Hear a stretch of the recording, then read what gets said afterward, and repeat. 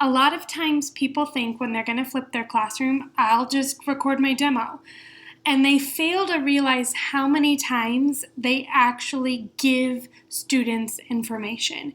So to have successfully flipped videos that allow for a flipped classroom, you have to make sure that students do not need you and do not need information from you in order to progress in their learning. Now, that doesn't mean you aren't absolutely an essential piece of the learning puzzle. It just means you are never regurgitating information. If you're going to say it to all of the students or to a majority of the students, then it needs to go into your videos. Unfortunately, it is super easy to forget something. So what you're going to want to do, I use sticky notes. We provide a worksheet for you, but you're going to want to go through and think of all the facts that you need to make sure students know. All the procedures, these are normally things you might say right before cleanup or right before getting out supplies, and all of the application pieces. This is more your demonstration do component. And then every time you think of something, you're going to put it on a sticky note. I want you to notice that I have separated out what a tint is from actually teaching making a tint or mixing the paint. So every time you think of a new idea or a new thing, it goes on a sticky note. And it is really helpful if you kind of overthink it. For example, I happen to have 2 how to clean up because I'm always worried I'm going to forget that one.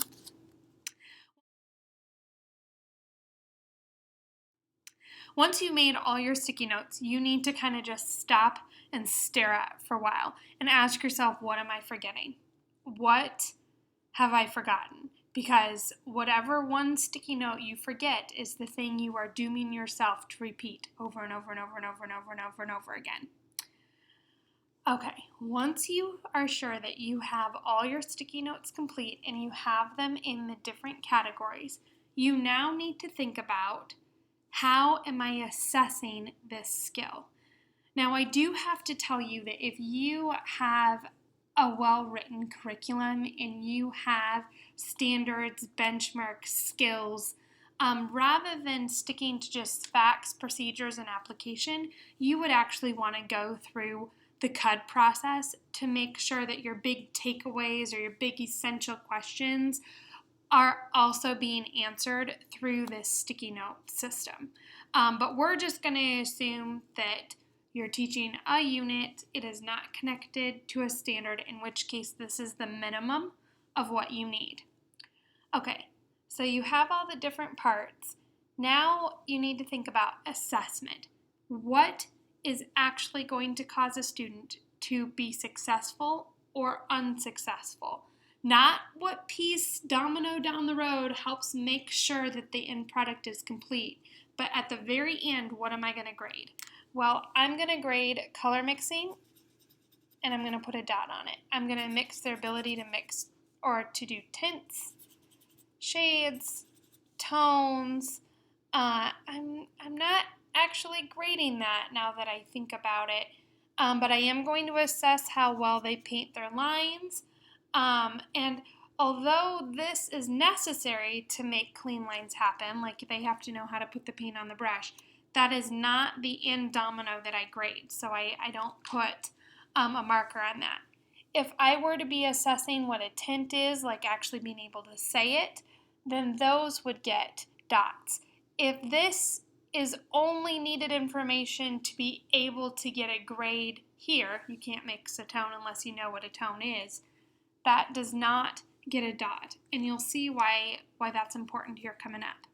Okay, once you've determined what you need to assess, you now need to decide which pieces, which dominoes align with that. So if I take color mixing, I realize that in order to get to color mixing, they need to know what a color is. That means I have to say that during this video. If I keep going in this fashion, you're going to see what happens. So I'm going to put this on fast forward as I move my pieces. Okay, so I have now moved all my pieces. So I now know, no matter what, in order to teach how to mix a tint, I need to tell what a tint is. To mix a shade, I need to tell what a shade is. To mix a tone, I need to tell what a tone is. To mix color, I need to tell what a color is. And if I want cleanly painted lines, I need to show them how to hold. Oops, I don't have that on the thing. Hold a brush and how to put paint on the brush. But what do I now do with all of these things that are not connected to something that's going to be assessed? If it is procedural, in other words, this stuff can't happen unless they do this process, then they stay as a part of the videos. So they have to know where to put their wet paint. They have to know how to clean up. They have to know, oops, I keep dropping my sticky notes, where to get paint. But now I've got this. The hardest part as teachers is that flipping allows us to edit what we say. Knowing that black paint is all of the colors is something I adore teaching my students. But knowing that does not influence how they're going to be graded. Therefore, this is something that, because now that all my instruction is coming through video, I have time to talk about this and to share this with the students who it would really matter to. They're very interested in paint, but it is not an essential for everyone. Therefore, it no longer goes in my video. Same is true with white paint. That doesn't connect at all. Now, these two right here, what is brown paint and how to mix brown paint, those are things that I would say a good handful of my students like to learn what brown paint is. But as I think about it, these are the advanced students, and me telling them the answer doesn't make it as much fun. So this could be a non-assessed extension that I purposefully am putting into my video. Notice that on these facts, I am not counting these as extensions because facts are not doing, and doing is learning. So if you just want to tell a student something because you love sharing that knowledge, that doesn't have a place in your video. It might have a place in your instruction and you're talking with them about their product, but not for the video, because quite honestly, most of them probably forget what you tell them. It is only the doing components that if you're wanting to add an extension that you can. Okay. Once you have edited your sticky notes down to the very heart of what you need, it's time to determine what video process or what video order things go in.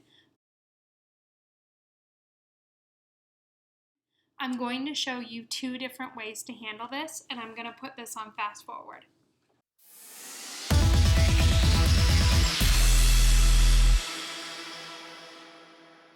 Okay, so this is one option. I have essentially 3 videos outlined. The first one tells you all my facts. The second one tells you all my procedures. And the third one tells you, shows you the actual demonstration. The problem with this is, let's be a student. Okay, I have a video where I sit and get and listen. I might fill out a worksheet, but really not exciting. I then have another video that probably is quite long of me, again, just watching like it's a TV show, not actually doing anything. And then I have a third video where there is so much doing, I might need to take notes in order to keep track of all of that information. So this is what I refer to as the basic way to set up your videos. It will be mildly successful but you will struggle to make sure that students actually watch and learn this information and that they don't become overwhelmed by this information. I am now going to fast forward the video and I'm going to show you the more advanced way to put together your videos.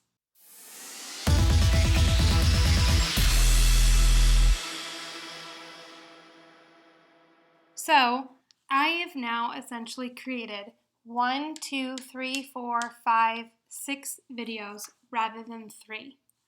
The first video is going to be a little bit long, and you noticed I realized I never told them to put their name in class period, but it shouldn't be too bad and I should be able to keep it under 5 minutes.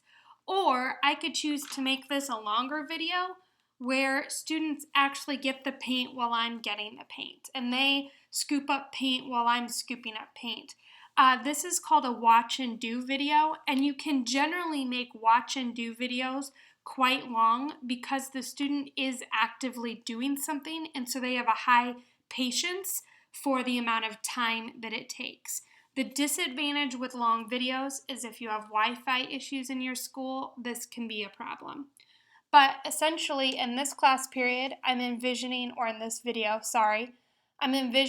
having them get red paint, and during that time I can show them where to get the paint, how to hold the brush, how to put the paint on the brush, how to make sure to paint clean lines, how they would clean up that paint, and then where to put everything. The second video would actually then tell them what a color is. I decided they didn't need this here because I really wanted the focus to be on quality painting and how all of that works with the brush. So the second video introduces color, color mixing, tint and tint mixing, tone and tone mixing, shade and shade mixing, and then this essentially would be a bonus separate video where I'm not even sure I would tell them what would happen. I might just say, how do you think you get brown paint? Or what happens when you take two complementary colors? This then allows me to know video order, and when I'm making my videos, I can simply stack these, and it will help me make sure that everything I need to say in the video is done and done correctly. The last thing is to go back to these dots. Whenever you see a dot while you're filming, it's really important to tell the student how to correct it. So when they make a tone that doesn't look like a tone, what should they do? Or if they paint a line and it's not clean, how do they fix it? This might be to actually show them, or you also might at this point want to reference the rubric, but this is just to cue you in on the importance of that particular sticky note while you're filming your videos. You will notice you have an example for this class. How I even will switch the order of these while filming. You kind of have to trust your teacher gut, but just really kind of pay attention to video length. If it gets too long, if you're going 2.5 minutes into a video and your students aren't actively doing something with you, then you will lose them, and you will lose them quickly.